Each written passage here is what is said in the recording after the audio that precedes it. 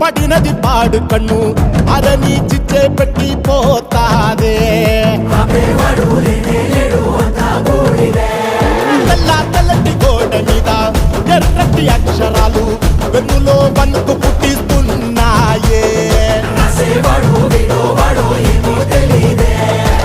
మరణం తప్పదిట ప్రతి మంగళారం చెమటలు పట్టిస్తది ఒక్కో చావు మేళం వెట మొదలయ్యింది రాయి పాసిందే ప్రాణం తప్పుకుని పోదామన్నా